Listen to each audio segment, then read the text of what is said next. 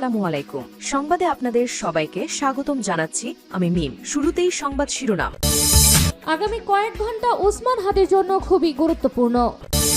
এদিকে ওসমান হাদিকে গুলি করা ব্যক্তিকে ধরিয়ে দিলে 50 লাখ টাকা পুরস্কার বলল স্বরাষ্ট্র উপদেষ্টা। ওসমান হাদিকে গুলিবিদ্ধের ঘটনায় বেনাপোল সীমান্তে বিজিবির কড়া নজরদারি। বাংলাদেশে দিল্লির মসনদ জ্বালিয়ে দেওয়া হবে বলল হাসনাত আব্দুল্লাহ।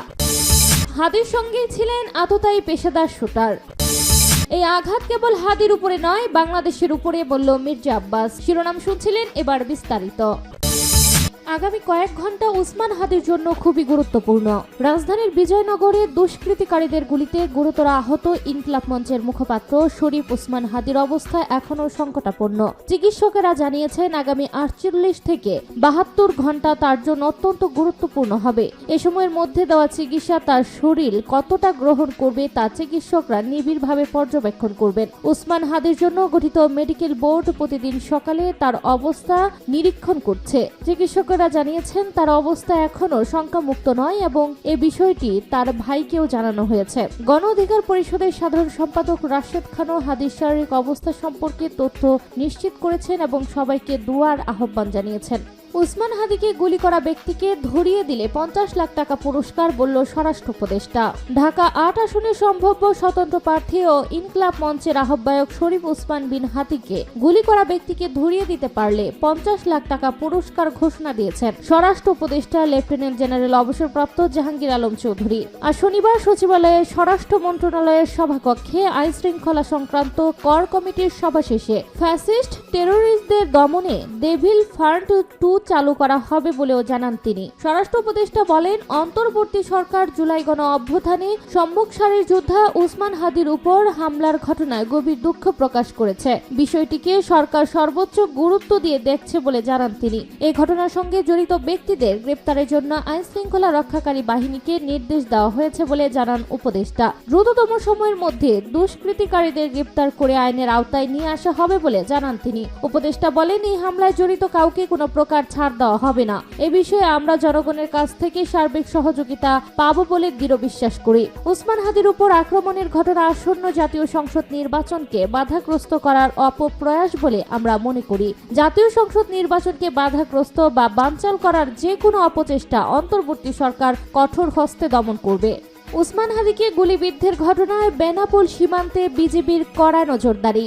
রাজধানীর বিজয়নগর এলাকায় ঢাকা 8 আসনের সম্ভাব্য স্বতন্ত্র প্রার্থী ও ইনকিলাব মঞ্চের মুখপাত্র শরীফ ওসমান হাদি গুলিবিদ্ধের ঘটনার পর সীমান্ত এলাকায় নিরাপত্তা জোরদার করেছে বর্ডার গার্ড বাংলাদেশ বিজেপি। এই ঘটনায় জড়িত পলাতক আসামিরা যেন বাংলাদেশ থেকে ভারতে পালিয়ে যেতে না পারে সেই লক্ষ্যে বেনাপোল সীমান্তে ব্যাপক নজরদারি ও তল্লাশি কার্যক্রম চালানো হচ্ছে। শনিবার 13 ডিসেম্বর যশোর ব্যাটালিয়ন 49 বিজেপি সূত্র জানায়, ব্যাটালিয়নের দায়িত্বপূর্ণ মেইন পিলার 18-1 এস থেকে 47 থেকে 3 এস পর্যন্ত প্রায় 70.274 কিলোমিটার এলাকা জুড়ে কড়া তল্লাশি কার্যক্রম চলমান রয়েছে। সীমান্তের গুরুত্বপূর্ণ ঝুঁকিপূর্ণ এলাকাগুলোতে বাড়ানো হয়েছে টহল ও গোয়েন্দা নজরদারি। একই সঙ্গে সীমান্তে অতিরিক্ত বিজিবি মোতায়েন করা হয়েছে। এছাড়াও যে সকল সীমান্তে কাঁটাতারের বেড়া নেই সেই সকল সীমান্ত সিলগালা করা হয়েছে। 49 বিজিবি ব্যাটালিয়নের অধিনায়ক লেফটেন্যান্ট কর্নেল সাইফুল্লাহ সিদ্দিকী জানান, ওসমান হাদির উপর হামলার ঘটনায় জড়িত আসামিরা যাতে কোনোভাবেই সীমান্ত অতিক্রম করে ভারতে পালাতে না পারে সেজন্য বিজিবি সর্বোচ্চ সতর্ক অবস্থানে রয়েছে। সীমান্তের প্রতিটি পয়েন্টে তল্লাশি কার্যক্রম জোরদার করা হয়েছে। বাংলাদেশে দিল্লির মসনদ জ্বালিয়ে দেওয়া হবে বলল হাসনাত আব্দুল্লাহ। বাংলাদেশে দিল্লির মসনদ জ্বালিয়ে দেওয়া হবে এমন হুঁশিয়ারি দিয়েছেন জাতীয় নাগরিক পার্টির এনসিপির দক্ষিণের মুখ্য সংগঠক হাসনাত আব্দুল্লাহ। শনিবার 13 ডিসেম্বর দুপুর 12:30টার দিকে রাজধানীর শাহবাগ মোড়ে ইনকিলাব মঞ্চের উদ্যোগে আয়োজিত বিক্ষুব্ধ নাগরিক সমাবেশ ও গণপ্রতিরোধ সমাবেশে তিনি এই মন্তব্য করেন। হাসনাত আব্দুল্লাহ বলেন, গুলি শুধু ওসমান হাদির মাথার ভেতর দিয়ে যায়নি, বাংলাদেশের প্রতিটি মানুষের বিবেকের ভেতর দিয়ে হারিয়ে গেছে। গত 17 বছর ধরে যারা আওয়ামী লীগের পক্ষে কাজ করেছে তারাই এখন ভিন্ন ভিন্ন পরিচয়ে টকশের বুদ্ধিজীবী, নাট্যকর্মী কিংবা সাংস্কৃতিক কর্মী হিসেবে আবারও সক্রিয় হয়ে উঠেছে। তিনি আরো বলেন, কোনো ব্যক্তি, প্রতিষ্ঠান, পেশাজীবী বা বুদ্ধিজীবীর মাধ্যমে দিল্লির আধিপত্য এই বাংলাদেশে ঢুকতে দেওয়া হবে না।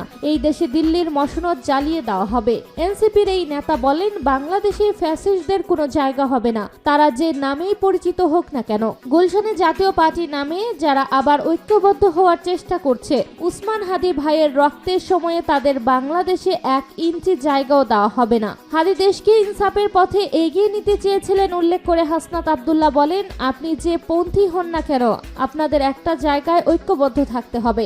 রাজনৈতিক দলগুলো নিজেদের স্বার্থে দেউলিয়া হয়ে গেছে। আওয়ামী লীগের সঙ্গে তারা এখন পরকিয়া করছে। হাদির সঙ্গেই ছিলেন এতটাই পেশাদার শুটার।